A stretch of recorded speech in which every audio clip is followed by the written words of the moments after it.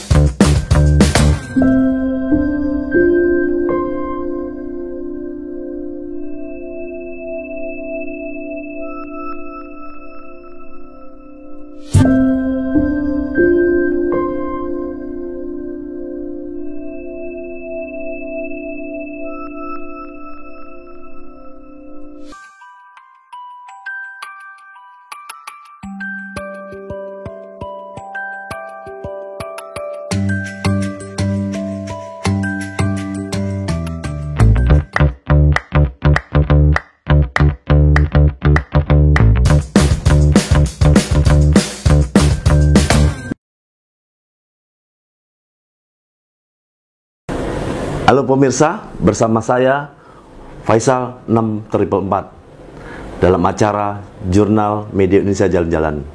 Kali ini kita berada di Kota Medan, di salah satu hotel yang ada di Kota Medan. Liputan kita kali ini mengenai peran orang tua atau seorang ibu atau ayah atau keluarga yang bagaimana membawa kita menjadi besar karena doa mereka. Dan kali ini saya akan mengundang salah satu artis Sumatera Utara yang berada di Kota Medan. Orang ini pernah mengikuti ajang bakat Golden Memory di salah satu stasiun TV. Siapa dia? Yuk kita lihat.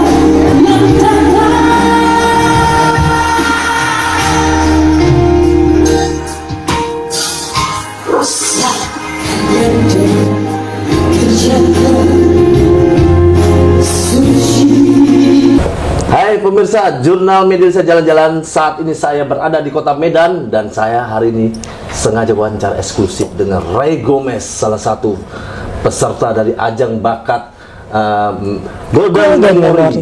Itu tahun berapa ya? 2017. 2017. Hai Ray, apa kabar? Apa kabar Bang? Baik, senang banget. Kabar sehat? Alhamdulillah baik. Ray, Ya. selama sudah tidak setelah selesai ajang bakat tersebut, apa aktivitas Ray? Masih lah Bang, masih kembali ke habitat lah. Habitat. Apa Ya, tuh, Ray? dunia seni lah, nyanyi lah masih. Panggung ke panggung masih. Tetap dari panggung ke panggung selama selesai di Indosiar. Iya. Ray, kan banyak kegiatan artis untuk Sumatera Utara sendiri. Ray sendiri posisi sebagai apa di sini? Kebetulan Ray di sini ada satu perkumpulan atau wadah paguyuban dangdut, penggemar dangdut Sumatera Utara. Nah kebetulan Ray itu sekjen ya. Basically kan Ray memang seorang penyanyi dangdut. Di saat memulai karir bernyanyi atau vokal, Ray memang seorang penyanyi dangdut. Begitu. Ray, itu kan lagu kemarin dinyanyikan Ray itu lebih banyak lagu-lagu memori kenangan gitu. Ya. Bagaimana Ray bisa bermain antara dangdut tadi Ray bilang tadi dangdut Iya. menjadi penyanyi memori apa kita bilang lawas ya. Lawas ya. Apa Ray itu ininya? Sudah pasti rekan punya seorang mentor. Mentor yang terdekat, mentor yang darahnya mengalir di tubuh, yaitu almarhum babe saya. Ray mulai start tarik suara itu dari usia berapa, Ray? Umur 13 tahun. 13 tahun sudah? Iya, SMP kelas 1. 13 tahun, Saudara. Iya. 13 tahun itu berarti SMP, Ray ya? SMP kelas 1. Luar biasa, Ray ya. Iya, Bang. Kemudian Ray sudah mau masuk ke jenjang yang namanya prestasi itu sejak kapan? Kalau prestasi di awal pasti daerah. Daerah dulu. Nah, setelah itu ya bergulir, berproses karena Babe selalu berpesan bernyanyi itu tidak boleh idealis dalam bermusik. Semua lagu dipelajari. Semua lagu genre. Semua dimulai dari bawah. Iya. Itu yang perlu dicatat teman-teman. Mulai dari Star Wars. Tidak ada yang instan ya? Nggak ada instan. Semua berproses. Kan banyak nih sekarang artis-artis yang instan. Iya. Tarik suaranya mungkin dibilang Ray bisa bilang pas-pasan tanpa bakat atau autodidak. Ya betul. Nah, mereka itu kan rata-rata hanya sebatas itu tadi karena instan mungkin tenar juga kan. Benar. Secara instan ya gitu. Ya. Itu juga muji teman-teman akui bahwa memang yang dilalui dengan nol itu akan terjadi suatu prestasi yang meningkat dari ibarat anak tangga ya. Iya, betul. Kalau dikatakan instan maka hasilnya pun seperti instan. Betul. Orang terdekat Ray yang bisa membuat Ray menjadi, tadi kan Ray bilang sebut tadi ada satu nama. Bagaimana beliau bisa hadir untuk membuat Ray menjadi seorang penyanyi, Ray? Ya, Babe itu adalah guru terbesar dalam hidup saya. Basically dari awal saya bernyanyi, memang basic saya bernyanyi itu lagu dangdut. Sebab itu saya ada di komunitas paguyuban penggemar dangdut Sumatera Utara ini, saya sebagai sekjen di dalam. Berproses, beliau selalu menempa saya dengan lagu-lagu yang hampir setiap hari beliau bawa kaset kalau pulang kerja. Saya disuruh dengerin lagu-lagu evergreen Indonesia kah gitu, evergreen luar. Jadi di situ saya mulai terpancing untuk terus memotivasi diri, nggak bisa hanya di satu genre. Pertama Ray, apa yang pertama Ray nyanyikan hingga sampai Ray sedemikian besar itu tadi? Kalau saya ingat lagunya Bunda Elvi Sukaisi. Apa judulnya, Ray?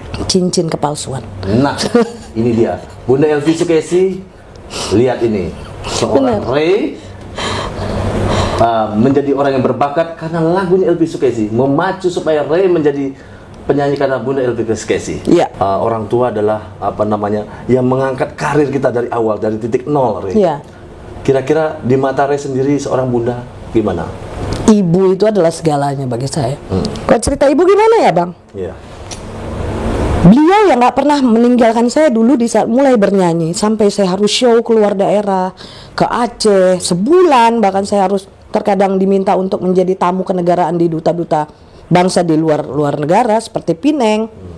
Saya selalu bawa ibu saya, karena mungkin dengan cara saya seperti itu saya bisa minimal membahagiakan hati dia. Karena ibu pernah bilang dan bapak pernah bilang, kalau kamu mau lihat Tuhan kamu senyum dengan kamu, maka buat bahagia orang tua. Itu pesan beliau. Ya. Ray, terus kemudian Ray tadi mengatakan bahwa Ray sudah sempat ke mancanegara atau luar negeri itu. Mana aja sudah Ray tempuh jalan? Ke waktu itu kalau untuk kenegaraan saya kebetulan untuk visi misi kebudayaan. Saya berada di bawah naungan pemerintahan Sumatera Utara di masa kepemimpinan Gubernur almarhum Haji Tengku Rizal Nurdin. Itu berarti di bawah dinas pariwisata. Tidak langsung memang di bawah pariwisata, tapi langsung di naungnya ya Pak Rizal Nurdin. Ya, dan Ibu mantan gubernur. Iya. Saya menonton dan saya menyaksikan seorang Ray Gomez. Saya mau lihat seperti, kita kan nggak tahu nih. Saya kan posisinya ada di menonton di layar lebar. Saya di dalam studio. Tapi kita nggak tahu bagaimana Ray dididik oleh salah satu tim yang istilahnya dari tim untuk membuat Ray bisa tampil. Suka dukanya seperti apa sih, Ray? Ya baik, Bang. Saat itu awal kita audisi di Kota Medan dulu, ada di MICC, satu tempat yang diadakan audisi dari Indosiar. Masa itu saya nggak ingat ada berapa banyak audisi. Mengikuti audisi pertama dalam satu ruangan, dites sambil dilihatin muka kita gitu kan. Sampai dia nggak percaya kalau umur saya itu sudah di atas 35. sampai diminta KTP, dicek oke, nyanyi. Nah setelah saya ada 3 atau 5 lagu kalau nggak salah di dalam satu ruangan itu, satu ruangan audisi. Setelah itu saya ditarik ke dalam satu ruangan lagi ke arah yang lain, namanya prosesnya video booth. Video booth saya ketemu lah sama teman-teman yang memang ada senior di sini, ada juga dari Padang masa itu, dari Siantar, ada berbagai macam daerah di Kota Medan. Karena untuk audisi di Pulau Sumatera hanya dia ada di Kota Medan. Nah, akhirnya setelah audisi saya nunggu keputusan dong dari kru. Saya audisi di bulan Juli akhir. Saya ingat banget di tanggal 27 apa 29, saya kurang ingat nih. Tapi dihubungi oleh media dari tim kreatif langsung di tanggal 11 Agustus. Ya pasti seneng lah gitu. Yang pertama kali saya kasih tahu adalah orang tua. Syukur, alhamdulillah memang mungkin Allah sedang memberi kesempatan saya untuk mengasah lagi dalam ilmu saya, dalam karir ini gitu. Sampai pada akhirnya berangkat ke Jakarta. Kita disiapi semua transportasi, akomodasi oleh tim kreatif Indosiar. Sampai di sana nggak pakai jeda, jemput, langsung masuk studio, makeup, foto, wawancara, buat iklan, buat macam-macam. Saya juga sampai kaget saat itu, karena belum pernah proses yang sebegitu fullnya, 1 hari sampai jam 11 malam. Saya baru selesai, dari jam 4 pagi saya berangkat dari Medan. Banyak yang saya ambil positifnya di sana, karena kita memang diemong oleh tim-tim yang super profesional. Selain mereka juga orangnya welcome, tidak ada merasa kita orang Indosiar, lu dari daerah, no, nggak ada seperti itu. Mereka bahkan memotivasi kita terus. Kalau untuk saya pribadi, yang paling saya nilai banyak banget pelajaran yang saya ambil dari sana adalah baik dari ilmu bernyanyinya, baik dari bagaimana kita saling berinteraksi baik dengan sesama peserta dari luar daerah. Saat itu kan ada 9 kota besar Indonesia, yang terjaring cuma 45 besar. Saya salah satunya, cuman saya satu-satunya Medan. Saya sebut satu nama, yang paling hebat di situ adalah Bung Harvey Malaiholo. Waduh, sampai detik ini bahkan kita sudah nggak bertemu dengan beliau setelah habis event itu. Kompetisi itu sudah ada 3 tahun lebih kalau saya. Tapi sampai detik ini beliau masih tetap menghubungi secara pribadi. Kalau saya curhat atau apa, welcome, seperti orang tua bagi saya. Bung Fe, aku rindu banget sama kamu. Begitu hebatnya perjalanan ya, Re. Perjalanan Re hingga menjadi seorang Re saat ini gitu loh. Yeah. Itu mungkin perlu proses ya, Re. Jadi saya ambil garis bawahi dari pembicaraan Re tadi, memang butuh proses untuk menjadi seorang apapun, profesi apapun ya. Apapun. Jadi kita apapun itu proses itu. Tapi ada satu yang ibaratnya saya ingin tanyakan kepada Re. Mungkin ini satu untuk motivasi buat pemirsa gitu loh. Yaitu begitu hebatnya seorang ibu dari mengawal hingga ibaratnya kebutuhan yang kita butuhkan gitu. Itu kok saya bilang kekuatan ya, kekuatan yang mungkin menjadi catbet kita supaya lebih tabah kan itu kan proses tadi yang tadi ceritakan itu kan ibaratnya perlu power. Iya benar. Berarti peran ibu tuh ada di situ. Sangat lagi. Boleh sedikit lagi tentang Ibu Re yang mengangkat Re ibaratnya hingga saat ini. Pastilah Bang, seorang ibu itu seperti matahari, cahaya surga buat kita semua para anak-anaknya. Begitu juga saya dengan anak-anak saya. Ibu adalah sumber power yang paling besar untuk saya menatap dunia yang akan saya hadapi, mungkin berat atau keras, tajam gitu. Tapi berkat kesabaran beliau yang selalu membuat saya ini harus kuat gitu dalam situasi apapun, dalam berproses baik dari daerah sampai ke nasional, ataupun saya sampai menjadi seorang penyanyi visi misi kebudayaan untuk Sumatera Utara. Beliau nggak pernah meninggalkan saya melalui doa-doanya. Kalau untuk dalam guru terbesar dalam bernyanyi adalah Babe, almarhum Babe saya, Haji Akmal Roni Koto. Begitu. Kalau ibu sampai detik ini, bahkan sebelum saya ini juga saya lakukan wawancara ini, beliau tetap telepon. Kamu di mana? Dengar suara dia aja adalah membuat saya satu kekuatan yang gak terduga istilahnya. Begitu juga kekuatan beliau juga yang membuat saya saat ini masih tetap berdiri tegak, walau saya harus sendiri membesarkan anak-anak saya. Anak-anak saya ada 3. Saya tanpa ada pendamping karena kekuatan doa dan motivasi seorang ibu. Matahariku, ibu itu matahariku, gitu Bang. Ya, pemirsa dengar sendiri kan. Kenapa tadi pertanyaan saya lebih mengarah ke seorang ibu? Karena dari awal saya melihat begitu Ray menceritakan seorang ibu, dia seperti ada satu titik di air matanya, seperti ingin meneteskan. Saya lihat tadi seperti itu. Gitu. Kalau pemirsa nanti menonton, nanti akan lihat seperti itu. Makanya saya mengorek.